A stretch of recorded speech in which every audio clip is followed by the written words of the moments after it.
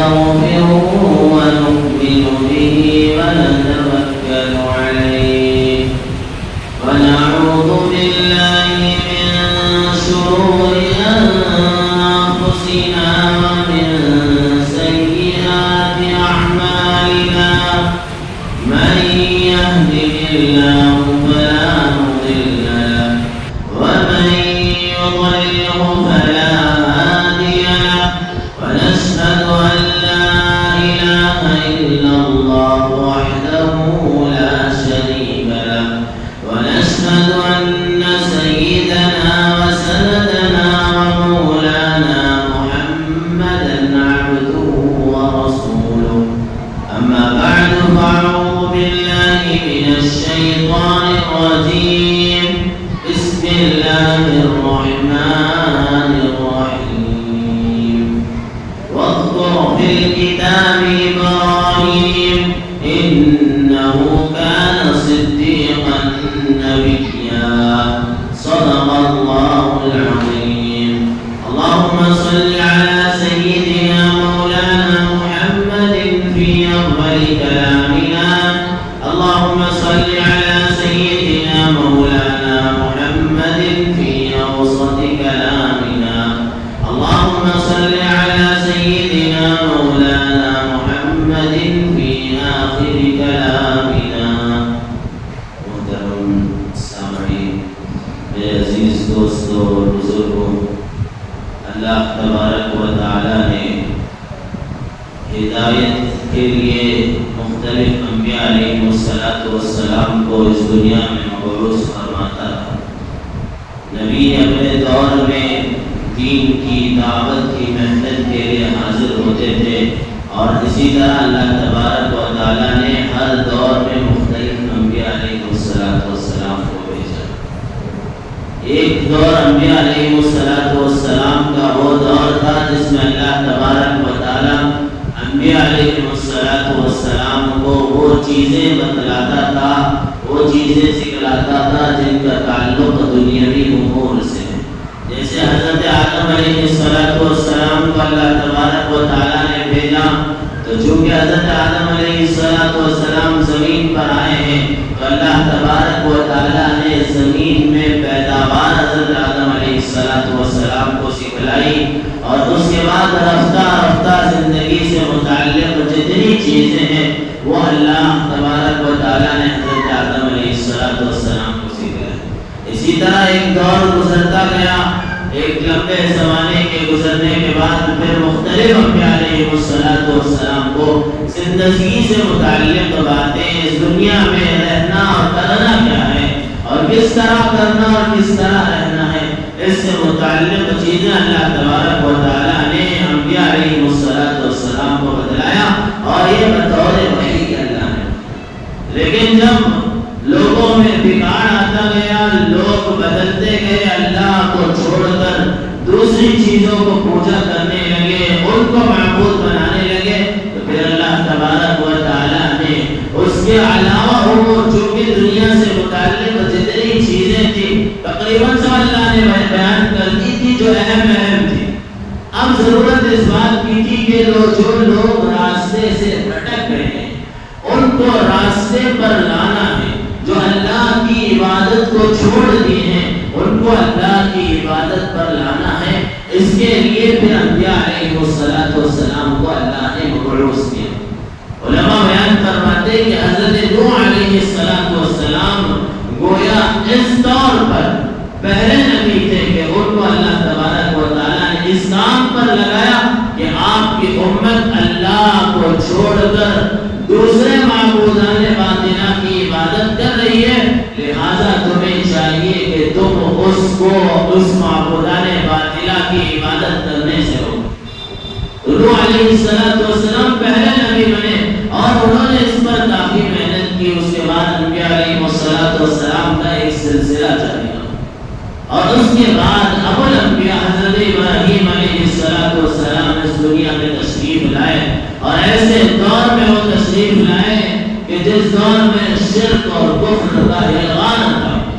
عراق کی سرزمین پر آپ پیدا ہوئے، کفر اور شرک تنتناتا ہوا پھرتا تھا اور وہاں کا بادشاہ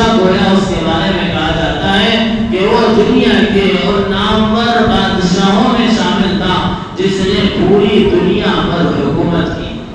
تو اس نمرود بادشاہ نے بھی پوری دنیا پر حکومت کر رہا تھا. لہذا ابراہیم علیہ السلام کا دور بھی وہی تھا اور اس دور کے اندر کفر اور شرک پھیلا ہوا تھا. جب ابراہیم علیہ السلام مختلف مراحل سے گزرنے کے بعد جب انہوں نے خدا کی ذات کو پہچانا اور انہوں نے اس بات کا تحیہ کر لیا، ارادہ کر لیا کہ یہ سب چیزیں جو آسمان میں ہیں، جو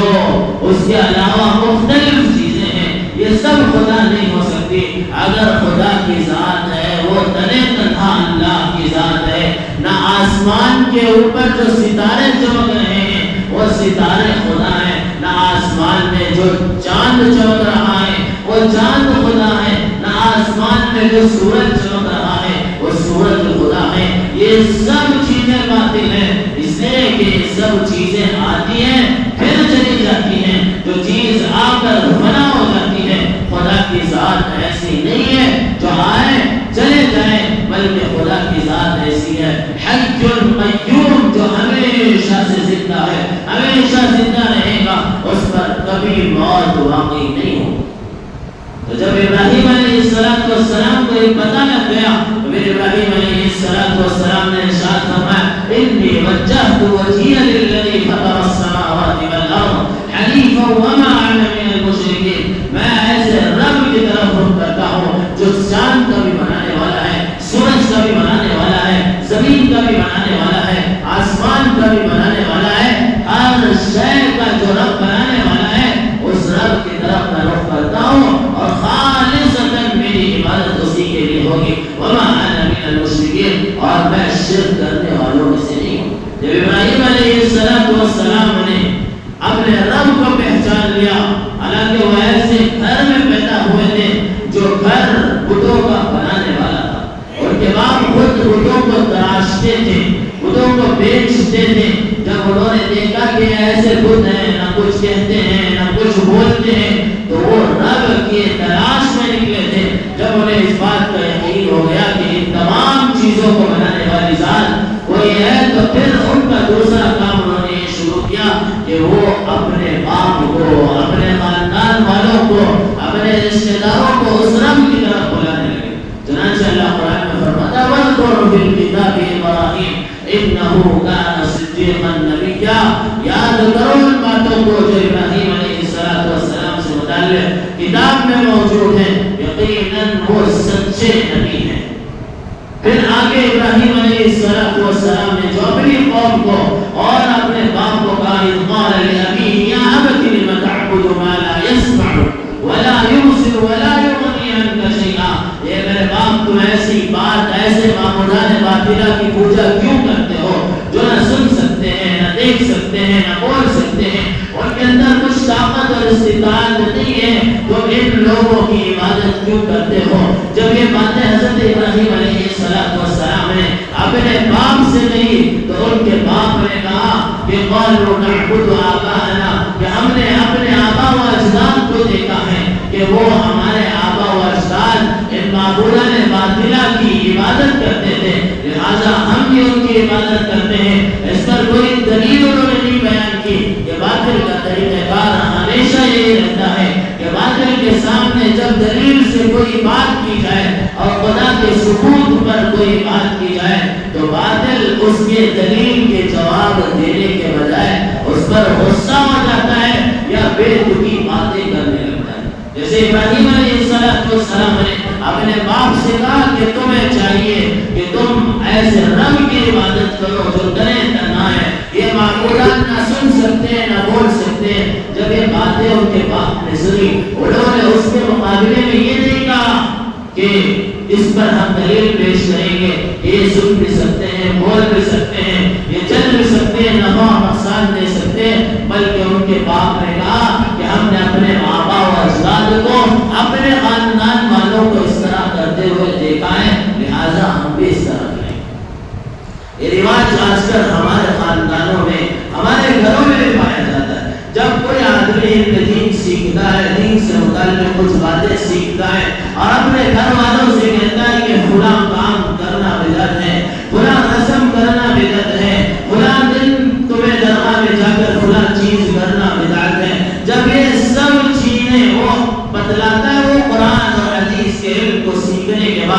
سمجھنے کے بعد اپنے خاندان والوں سے، اپنے گھروں کی عورتوں سے بتاتا ہے تو ان کا جواب یہی ہوتا ہے کہ ہم نے اپنے آبا و اجداد کو، ہمارے باپ دادا کو اس طرح کرتے ہوئے دیکھا اور ایک لمبے زمانے سے یہ رسم چلتی ہوئی آ رہی ہے، لہذا ہم 11ویں بھی کریں گے، ہم 12ویں بھی کریں گے، ہم مختلف قسم کی رسمیں بھی کریں گے، ہم شادیوں کے موقع پر مختلف قسم کی رسمیں کریں گے، یہ سب چیزیں ہمارے آبا و اجداد سے چلی ہوئی آ رہی ہیں، لہذا ہم بھی اپنے آبا و اجداد کو دیکھتے ہوئے کام کریں گے۔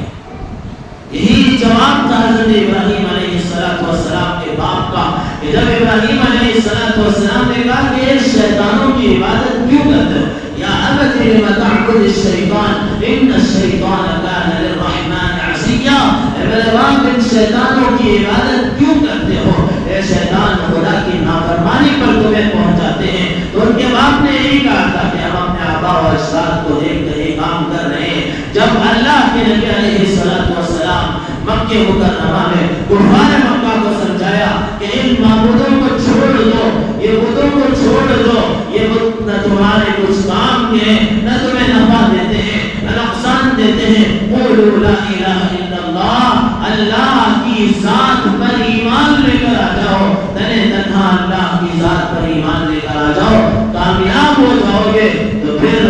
اللہ کے نبی علیہ السلام کو یہی جواب دیا گیا کہ ہمارے آبا و اجداد اس طرح کرتے تھے، لہٰذا ہم بھی اس طرح کریں گے، ہم اپنے آبا و اجداد کے دین کو چھوڑ کر نہیں جائیں گے۔ یہی بات حضرت ابو طالب نے بھی جب ان کی موت کا وقت آیا، اللہ کے نبی علیہ السلام اپنے شہید چچا کے پاس پہنچے ہیں اور کہتے ہیں کہ میرے چچا ایک دفعہ کلمہ پڑھ لو تاکہ میں اللہ کے دربار میں آپ کی سفارش کر سکوں۔ کہ میرے چچا نے اپنی زندگی میں کلمہ پڑھ لیا اور وہ رائے راست پر آ گئے، تو پھر اس کے جواب میں ابو طالب نے کہا کہ کفار مکہ یہ کہیں گے کہ ابو طالب نے اپنے بھتیجے کے دین کو قبول کر لیا، اب موت کے ڈر سے اپنے بھتیجے کے دین کو قبول کر لیا اور اپنے باپ دادا کے دین کو چھوڑ دیا۔ ایک رواج شروع سے چلا ہوا آیا ہے کہ جب لوگوں میں حال چال بگڑتے ہیں تو پھر لوگ اس کے مطابق اپنی زندگیاں گزارتے ہیں، اور جب ان سے کہا جاتا ہے کہ یہ غلط ہے، تمہیں اس طریقے سے نہیں کرنا چاہیے، تو پھر اپنے آبا و اجداد کی دلیل دیتے ہیں کہ وہ یہ کرتے ہوئے آ رہے ہیں، حالانکہ یہ بالکل بے تکی دلیل ہے، اس میں کوئی حیثیت اور حقیقت نہیں ہوتی۔ جب ابراہیم علیہ السلام نے اپنے باپ کو کہا تو باپ نے پہلے تو یہ بات کہی، پھر کہا لئن لم تنتهِ لأرجمنك واهجرني مليا، اگر تو اس سے باز نہیں آئے گا تو پھر میں تجھے پتھر مار کر ختم کر دوں گا۔ ایک باپ تھا، اس نے اپنے بیٹے کو جب انہوں نے حق بات کی تلقین کی تو اپنے بیٹے کو خود دھمکایا۔ کبھی اللہ تبارک و تعالیٰ بیٹے کو بناتا ہے تاکہ وہ باپ کا ہدایت کا ذریعہ بن جائے، کبھی باپ کو بناتا ہے کہ وہ بیٹے کے لیے ہدایت کا ذریعہ بن جائے۔ لیکن ابراہیم علیہ السلام نے اپنے باپ کی ہدایت کے لیے کوشش کی، لیکن ان کے باپ نے نہیں مانا۔ حضرت ابراہیم علیہ السلام وہاں سے روانہ ہوئے، سأستغفر لك ربي إنه كان بي حفيا، میں آپ کے لیے دعا کرتا رہوں گا، اس کے علاوہ میں کچھ نہیں کر سکتا، بس آپ کے حق میں دعا کرتا رہوں گا، اگر اللہ چاہے تو معاف کر دے گا، اللہ چاہے تو آپ کو پکڑ لے گا۔ لہذا اس باپ کی موت بھی کفر پر آئی، جب کفر پر موت آئی تو اللہ اس کے دربار میں ضرور ان کو سزا دے گا، اس باپ کو اس کی سزا ضرور ہوگی۔ لہذا جب ابراہیم علیہ السلام وہاں سے نکلے اور اپنے قوم سے بھی کہا، اذ قال لقومه لم تعبد ما لا يسمع ولا يبصر ولا يغني عنك شيئا، سب سے پہلا مخاطب اپنے باپ کو بنایا، سب سے پہلا مخاطب اپنے باپ کو بنایا، کسی اور کو نہیں بنایا۔ اس سے یہ بات بھی ثابت ہوتی ہے کہ سب سے پہلے دعوت جو شروع کرنی چاہیے وہ اپنے گھر سے شروع کرنی چاہیے۔ لوگ دعوت کرتے ہیں، لوگ دین کی بات پہنچاتے ہیں، اپنے گھر کا حال چھوڑ کر دوسروں تک دین کی باتیں پہنچاتے ہیں، حالانکہ ان کے گھر میں بے حیائی ہے، بے پردگی ہے اور مختلف قسم کے کفر اور شرک کی کامیں ان کے گھر میں ہوتے ہیں، لیکن وہ اس کو چھوڑ کر دوسروں تک دین کی باتیں پہنچانے جاتے ہیں۔ اسی لیے اللہ نے فرمایا یا ایھا الذین آمنوا قوا انفسکم واہلیکم نارا، ایمان والو اپنے آپ کی بھی حفاظت کرو. سب سے پہلا فریضہ ہے اپنے آپ کی حفاظت، ایمان کی حفاظت کرنا. دوسرا فریضہ اپنے گھر والوں کی حفاظت، پوری کوشش کے ساتھ اپنے گھر والوں کو راہ راست پر لانے کی کوشش کرنا. پھر بھی نہ سدھرے تو پھر وہ اللہ کے حوالے ہے اپنی جد و جہد کو مکمل کرنا. جب ابراہیم علیہ السلام کے والد نے نہیں مانا، ابراہیم علیہ السلام اپنے قوم کے پاس گئے، اپنے قوم سے کہا کہ ان معبودان باطلہ کو چھوڑ دو، یہ معبودان باطلہ تمہارے کوئی کام کے نہیں ہے،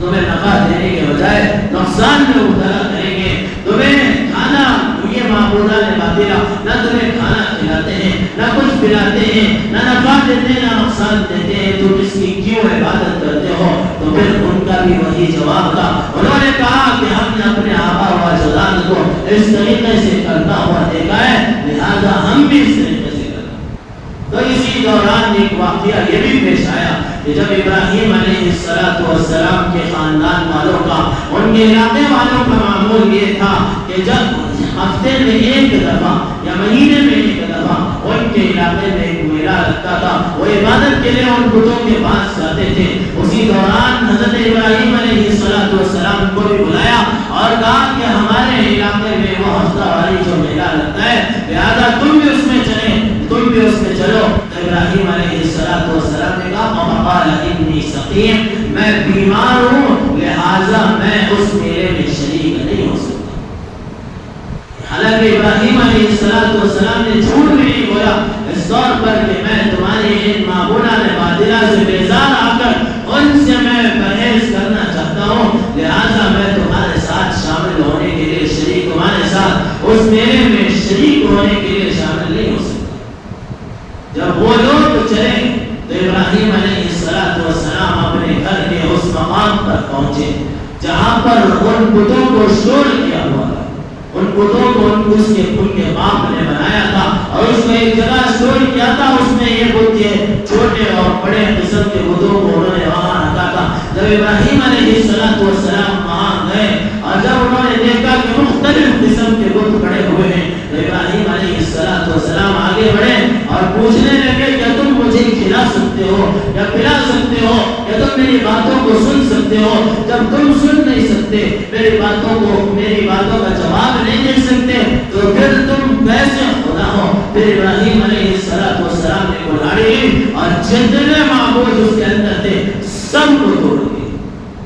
سب کو توڑ دیا. اور ایک بڑے کانوں والا بت تھا جس کے بارے میں کہا جاتا تھا کہ یہ سب سے زیادہ سننے والا،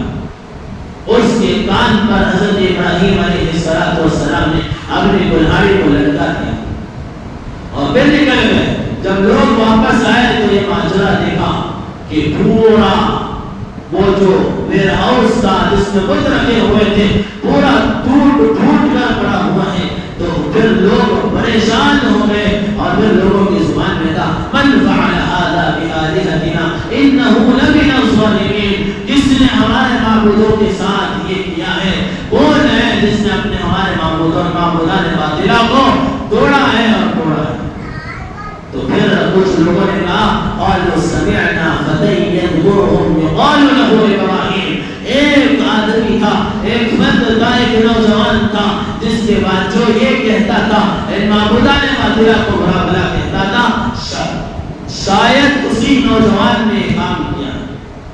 تو پھر حضرت ابراہیم علیہ السلام کے بعد سب لوگ آئے اور کہا من فعل هذا بآلهتنا یا ابراہیم، ابراہیم بتاؤ ہمارے ان معبودان باطلہ کے ساتھ یہ کام کس نے کیا؟ ابراہیم علیہ السلام بڑے حلیم تھے، بڑے پردگار تھے. اللہ نے فرمایا وَلَقَدْ آتَيْنَا إِبْرَاهِيمَ رُشْدَهُ مِنْ قَبْلُ وَكُنَّا بِهِ عَالِمِينَ. حضرت ابراہیم علیہ السلام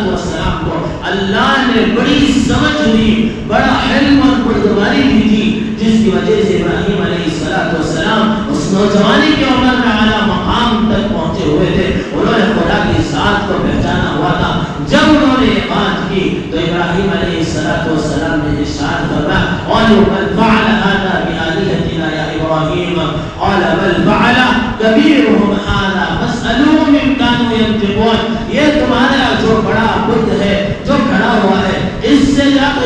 لو، یہ تمہارا خدا ہے، تمہیں بتائے گا کہ کس نے ان بتوں کو توڑا ہے۔ اگر یہ بات کر سکتا ہے جا کر اس خدا کو پوچھ لو۔ وہ لوگ یہ خود جانتے تھے کہ یہ بات کرنے والا نہیں ہے، اس کے اندر بات کرنے کی طاقت اور استطاعت نہیں ہے۔ کچھ دیر ان کے ذہن میں یہ بات نہیں آئی کہ ابراہیم علیہ السلام کی بات درست ہے، لیکن مختلف چیزیں ان کے ذہن پر سوار ہو گئی۔ جب مختلف چیزیں ان کے ذہن پر سوار ہو گئی تو پھر وہ غصے میں آ گئے اور ابراہیم علیہ السلام کو کہا کہ ہم تم کو جلا دیں گے۔ پھر اپنے لوگوں کو جمع کیا اور میٹنگ کی اور یہ فیصلہ کیا کہ اس نوجوان کو آگ کے حوالے کر دینا چاہیے، اس لیے کہ یہ ہمارے معبودان باطلہ کا برا بلا ہے۔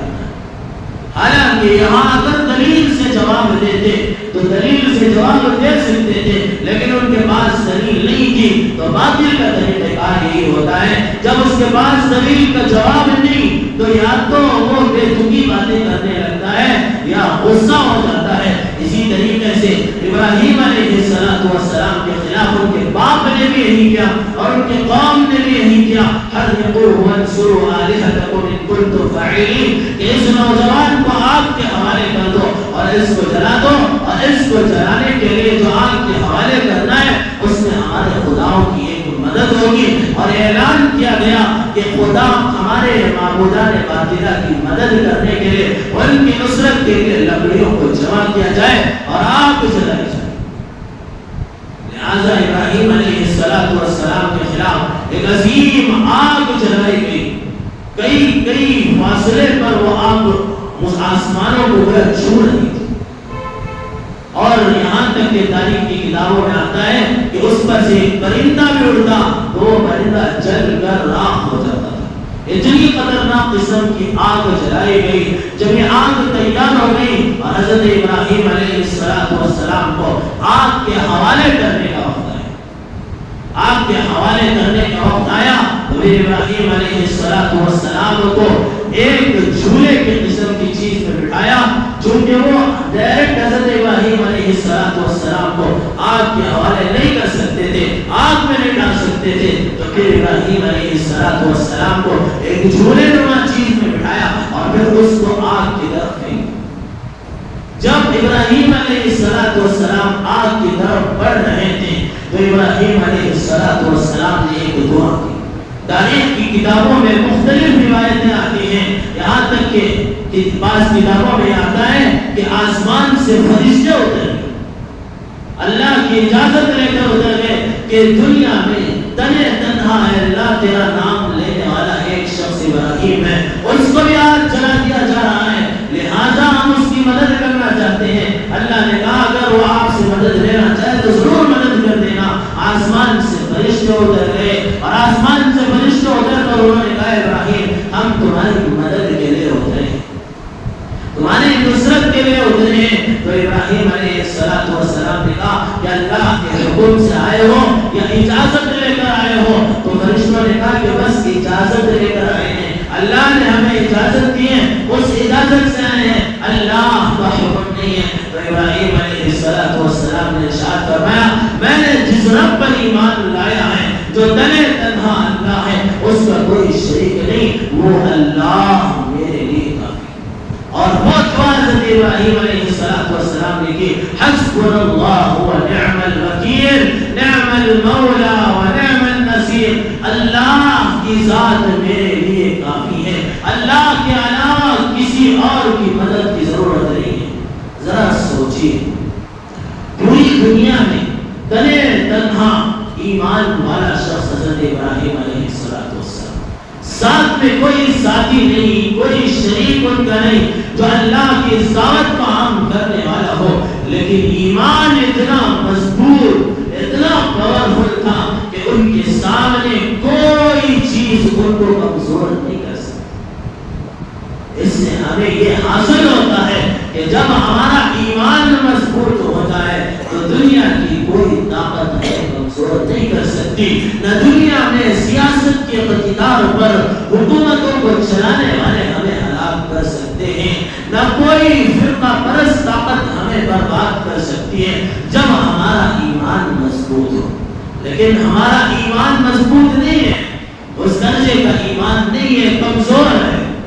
بہت زیادہ کمزور ہے۔ ہم ہر چیز میں سوچتے ہیں کہ فلاں کی وجہ سے فلاں نقصان ہو گیا، فلاں کام کی وجہ سے فلاں نقصان ہو گیا، فلاں چیز کی وجہ سے فلاں نفع حاصل ہو گیا۔ نفع اور نقصان کی ذات اللہ کو نہیں سمجھتے، بیماری اور شفا دینے والی ذات اللہ کو نہیں سمجھتے۔ بیماری آ گئی تو یہ سوچتے ہیں کہ فلاں چیز میں نے کھا لی لہٰذا مجھے بیماری آ گئی۔ یہ ضرور ہے کہ ان چیزوں سے پرہیز کرنا چاہیے، لیکن بیماری دینے والی ذات اللہ کی ہے، مصیبت میں مبتلا کرنے والی ذات اللہ کی ہے، لہذا مصیبت بھی اللہ دیتا ہے، مصیبت سے دور بھی اللہ کرتا ہے، بیماری بھی اللہ دیتا ہے، بیماری سے شفا بھی اللہ ہی دیتا ہے۔ جب یقین آ جائے گا تو اللہ غیب سے آپ کی مدد و نصرت کرے گا جہاں سے تمہیں وہم و گمان نہیں ہے۔ ہندوستان کے حالات کا بدلنا، اس کا تبدیل ہونا، یہاں پر پریشانیوں کا لائق ہونا سب اللہ کی طرف سے ہے۔ یہ کسی کی طاقت میں آنے کی وجہ سے نہیں ہے، سب کچھ جو کچھ ہو رہا ہے یہ سب کچھ اللہ کی وجہ سے ہو رہا ہے، اللہ ہی کی طرف سے ہو رہا ہے۔ اس بات کا یقین کامل ہو، جب اس بات کا یقین کامل ہوگا اللہ آسمانوں سے مدد کرے گا۔ چنانچہ جب ابراہیم علیہ السلام نے کہا حسبنا اللہ ونعم الوکیل، اللہ میرے لیے کافی ہے، اللہ کے علاوہ کوئی ذات کی ضرورت نہیں۔ ایسی عظیم دعا ہے کہ علماء نے اس کے بارے میں بیان فرمایا کہ روزانہ 7 دفعہ صبح میں یہ دعا پڑھیں اور 7 دفعہ مغرب کے بعد یہ دعا پڑھیں تو اللہ تبارک و تعالیٰ دن کے اس کے پورے کام آسان بنا دے۔ اس لیے کہ جب اس نے اللہ کی ذات کو کافی اور شافی سمجھ لیا ہے تو اللہ اس کے لیے سب کام آسان بنا دیتا ہے۔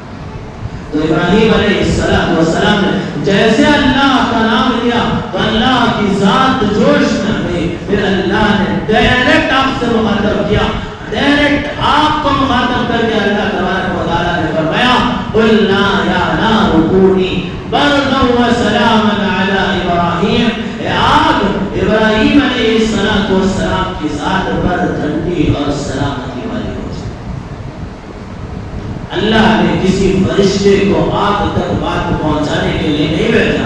بلکہ اللہ ڈائریکٹ آپ کی طرف مخاطب ہو کر کہا کہ اے آگ ابراہیم علیہ السلام پر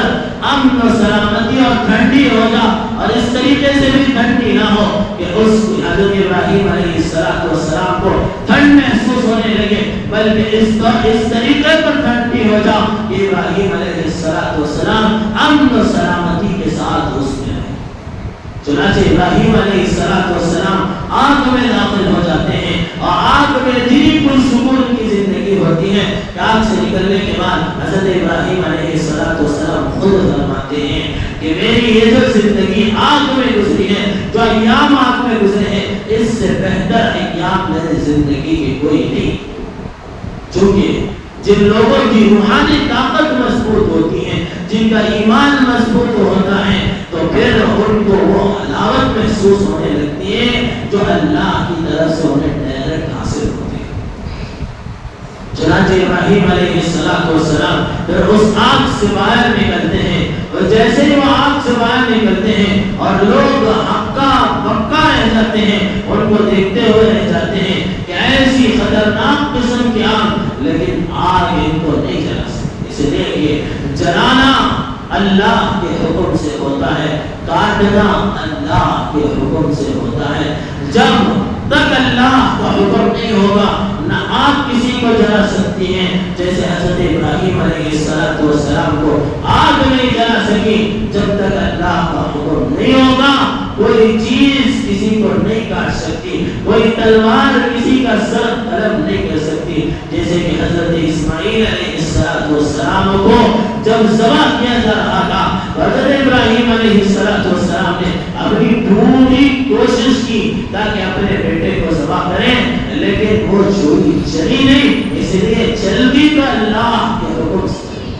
تو ہمارے دلوں میں یقین آنا چاہیے کہ جو کچھ ہوتا ہے سب اللہ کی طرف سے ہوتا ہے، کوئی شے کسی کو نقصان نہیں دے سکتی، کوئی شے کسی کو نفع نہیں پہنچا سکتی جب تک کہ اللہ کا حکم شامل حال نہ ہو۔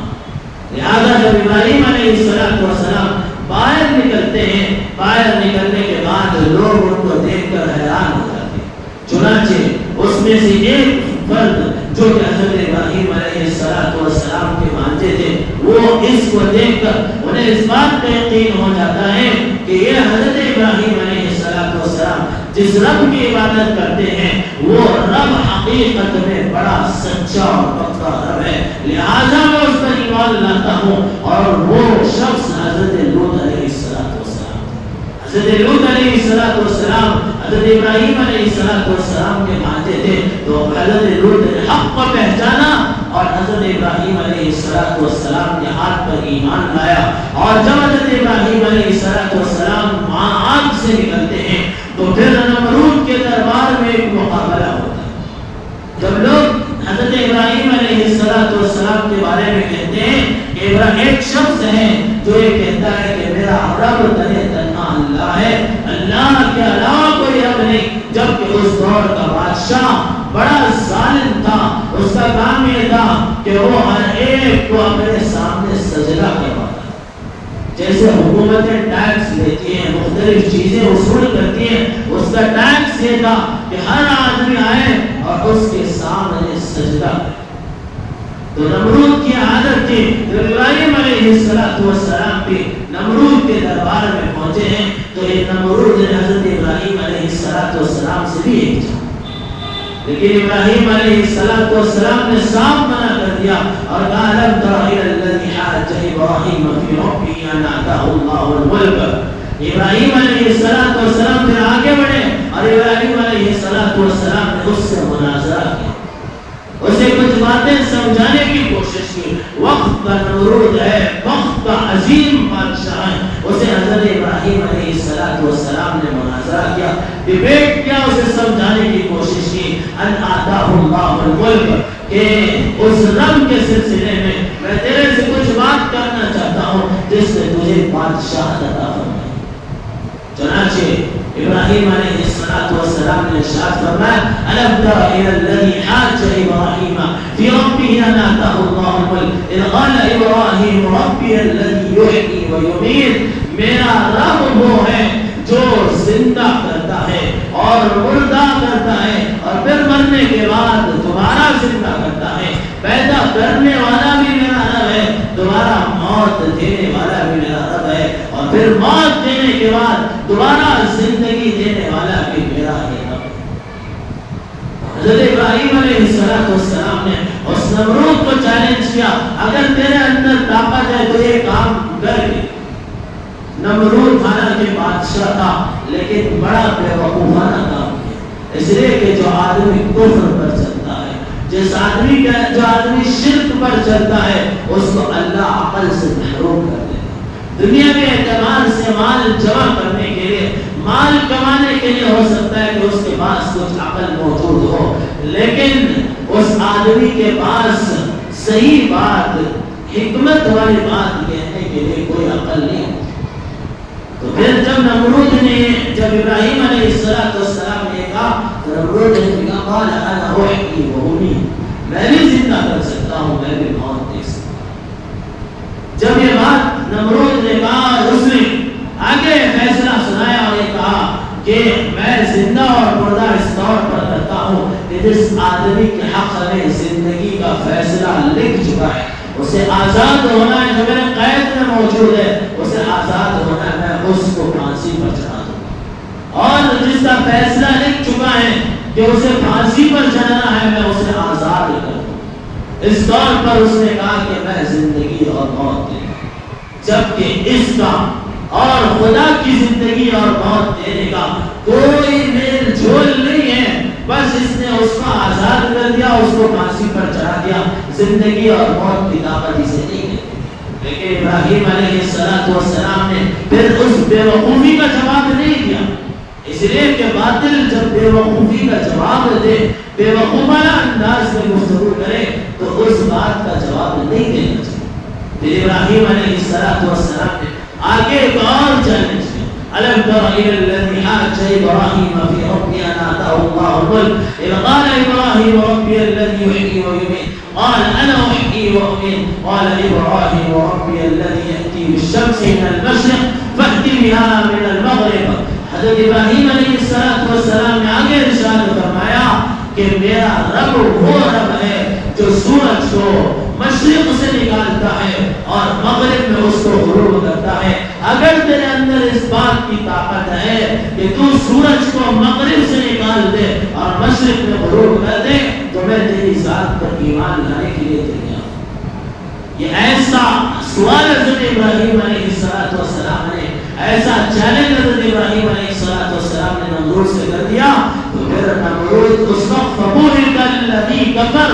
پریشان ہو گیا, ہکا بکا رہ گیا اور اس کے بعد اس بات کا کوئی جواب نہیں تھا, اس لیے کہ اسے طاقت اس بات کی نہیں تھی کہ وہ مشرق سے سورج کو نکالے, مغرب سے سورج کو نکالے اور مغرب سے سورج کو توڑے. جب ابراہیم علیہ السلام ان مختلف حالات سے گزرے اور توحید پر پورے طور پر جمے رہے, حضرت ابراہیم علیہ السلام کو کے لیے توحید کی عظیم مثال پیش کی جاتی ہے کہ حضرت ابراہیم علیہ السلام توحید کا عظیم نمونہ کہ ان کے پاس جو توحید تھی, اللہ کی ذات کو ایک ماننا تھا, وہ انبیاء علیہ السلام کے علاوہ کسی اور کے اندر اتنی مضبوط چیز نہیں تھی جتنی حضرت ابراہیم علیہ السلام کے پاس. اسی لیے توحید میں اگر کسی کو فالو کرنا ہے وہ حضرت ابراہیم علیہ السلام کی زندگی کو پڑھنا, ان کی زندگی کو سمجھنا ہے کہ انہوں نے مختلف مراحل سے وہ گزرے اور گزرنے کے باوجود وہ اپنا ایک قدم انہوں نے پیچھے نہیں ہٹایا, بلکہ وہ اس بات پر ثابت قدم ہے کہ اللہ کی ذات موجود ہے, اللہ کی ذات کے علاوہ کوئی اور چیز دنیا کو چلانے والی نہیں ہے.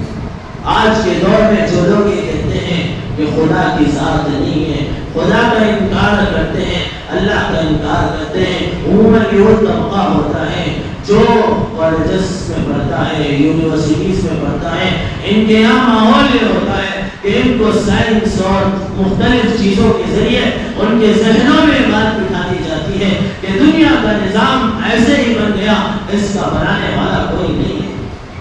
دنیا ایک ایکسپلوژن سے, ایک بڑے دھماکے سے دنیا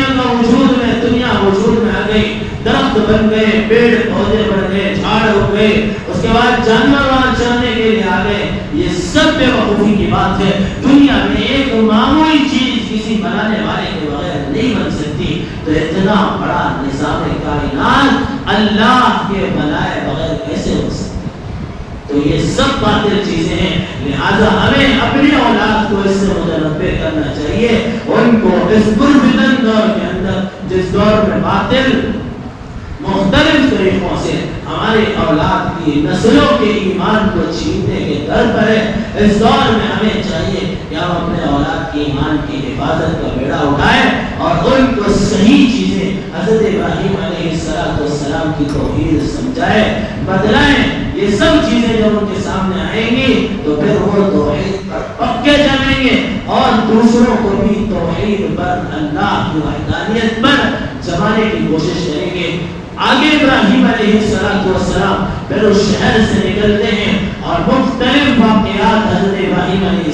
السلام کے ساتھ رونما ہوتے ہیں, مختلف امتحانات حضرت ابراہیم علیہ السلام کے ساتھ ہوتے ہیں. اس میں ایک تو قربانی والا امتحان بھی ہے, انشاءاللہ اس کی تفسیر آپ حضرات کے سامنے اگلی جمعہ پیش کی جائے گی. اللہ تعالیٰ سے دعا ہے کہ اللہ تعالیٰ ہم سب کو توحید پر مضبوطی سے جمنے کی اور اسی توحید اور رسالت کے عقیدے پر مرنے کی توفیق عطا فرمائے. آمین.